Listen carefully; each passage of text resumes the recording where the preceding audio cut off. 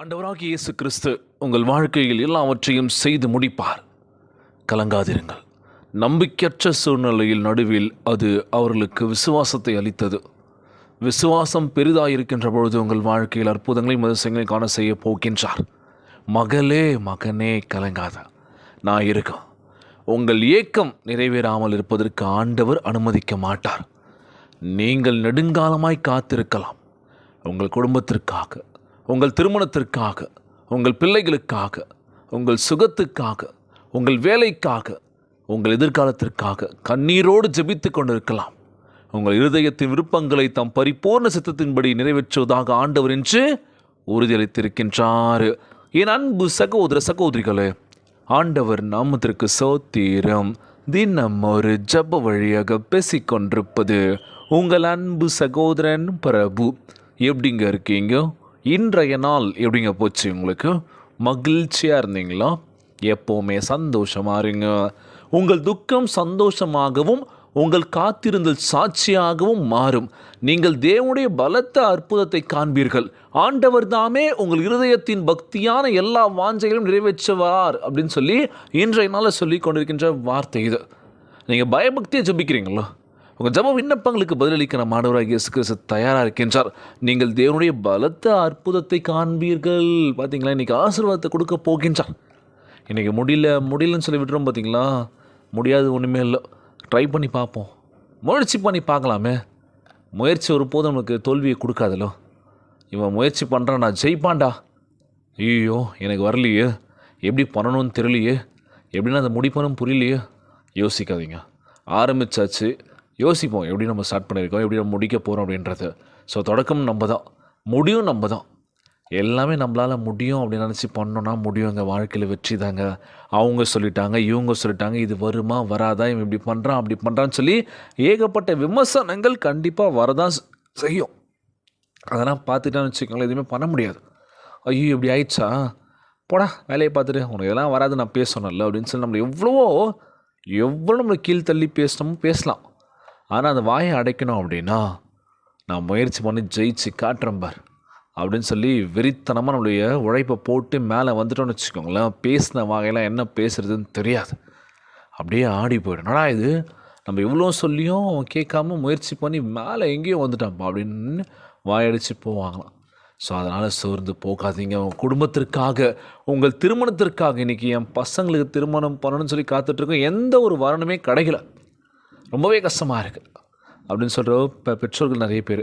இன்னொரு பக்கம் என்னென்னா, திருமணம் ஆயிடுச்சு, குழந்தை பாக்கியம் இல்லையே சொல்லி வருத்தப்படுறவங்க எத்தனையோ பேர். கவலைப்படாதீங்க, நிச்சயமாய் ஆண்டவராகிய இயேசு கிறிஸ்து அற்புதங்களையும் அதிசயங்களையும் காண செய்ய போகின்றார். இன்னொரு பக்கம் பிடிச்ச வேலை இல்லை, என் எதிர்காலம் என்ன ஆக போகுதுன்னு தெரியல, கண்ணீரோடு ஜெபித்து கொண்டிருக்கின்றோம். இந்த நாளில் ஒவ்வொரு நாளுமே வலி வேதனை அனுபவிச்சுட்ருக்கோம்ல, வலிக்குதுன்னு சொல்லி விட்டோம் அப்படின்னா திரும்பவும் முயற்சி பண்ணாலும் அந்த இடத்துக்கு போக முடியாதுல்ல. போக முடியாதான்னு தெரிலல்ல. ஏன்னா அன்றைக்கே வலிக்குதுன்னு சொல்லி விட்டேன் பிரதர். ஆனால் இன்றைக்கி யோசிக்கிறேன், அந்த வலியெல்லாம் தாண்டிக்கிட்டு பல்ல கடிச்சிட்டு நம்ம மேலே வந்திருந்தோம் அப்படின்னா இன்றைக்கி என் லைஃப் செமையாக இருந்திருக்கும். எல்லாமே முடிஞ்சதுக்கப்புறம் நம்ம யோசிப்போம்ல, அதுதான்ல. உங்கள் துக்கம் சந்தோஷமாக மாறும். கலங்காதிருங்கள். உங்கள் ஆண்டவராகிய இயேசு கிறிஸ்து நம் கண்ணீரை துடைக்கப் போகின்றார். கவலையெல்லாம் அகற்றப் போகின்றார். மகளே மகனே கலங்காத. இன்றைய நாள் ஜெபம். உலகில் வாழ்கின்ற எல்லாருக்கும் நம்ம ஜெபிக்க போகிறோம். ஜெபத்திற்குள்ளாக பயணிப்போமா? எங்களை மிகவும் அதிகமாய் நேசிக்கின்ற அன்புள்ள ஆண்டவராகிய இயேசுவே, இன்றைய நாள் வாக்குறுதி வசனத்திற்காக நன்றி ராஜா. அன்புள்ள ஆண்டவரே, உம் பரிபூர்ண சித்தத்தின்படி எல்லா விருப்பங்களையும் நிறைவேற்றுகின்ற தேவனாக இருக்கின்றபடியினால் உம்மை சோத்தரிக்கின்றனப்பா. எங்கள் ஜபங்களுக்கு பதில் தாமதிக்காமல் எங்களுக்கு சீக்கிரமாக எங்களுக்கு பதிலளிக்க போவதற்காக நன்றி ஆண்டவரே. புது நம்பிக்கையினாலும் திட விசுவாசத்தினாலும் எங்கள் நிரப்புவீராக. உம் பலத்த கரத்தை நீட்டி எங்கள் வாழ்க்கையில் அற்புதங்களை செய்வீராக ராஜா. முறிந்த உறவுகளை சீர்படுத்தும் அப்பா. எல்லா வியாதிகளையும் சுகப்படுத்துவீராக.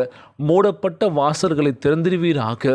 எல்லா ஏமாற்றங்களையும் பயத்தையும் அகற்றி போட வேண்டும் என்று ஜெபிக்கிறப்பா. எங்கள் வாழ்க்கை ஜீவ விருப்பத்தின் போல உம் சமூகத்தில் செழிப்பாக இருப்பதற்காக விரும்புகின்ற ஆண்டவரே, மகிமைக்கென்று கனி கொடுப்பதற்காக கொடான கொடி நன்றி ஏசப்பா. உம்முடைய ஆசீர்வாதம் எப்போது எங்கள் மேல் இருக்கோ போதுக்காக நன்றி ஆண்டவரே. நம்பிக்கையுடன் உம்மை நோக்கி கூப்பிட்றேன் ஏசப்பா. எங்கள் சபை விண்ணப்பங்களுக்கு பதிலளிக்க வேண்டும் என்று கேட்குறேன் ஆண்டவரே. உமக்காக காத்திருக்கின்றோம் ஆண்டவரே. நாங்கள் உள்ளம் சோர்ந்து போயிருக்கின்றோம் அப்பா. எங்களுக்கு உதவி செய்வீராக. சந்தோஷம் எல்லாம் துக்கத்தையும் அகற்றி போட்டு எங்களுக்கு மகிழ்ச்சியும் அற்புதத்தையும் செய்வீராகப்பா. எங்கள் வாழ்விலும் எங்கள் குடும்பத்திலும் வாக்கு தத்தங்கள் நிறைவேற வேண்டும் என்று ஜெபிக்கிறோம்ப்பா. இந்த ஜெபத்தை கேட்டுக்கொண்டிருக்கின்ற என் அன்பு சகோதர சகோதரிகள், என் அன்பான உறவுகள் எல்லோரையும் பத்திரமா பார்த்துக்கோங்கப்பா. யாருக்கு எந்த கஷ்டங்கள் துன்பங்களை கொடுத்துடாதீங்க ராஜா. ஒற்றுமையும் சமாதானமாக இருக்க வேண்டும் என்று கேட்குறேன்ப்பா.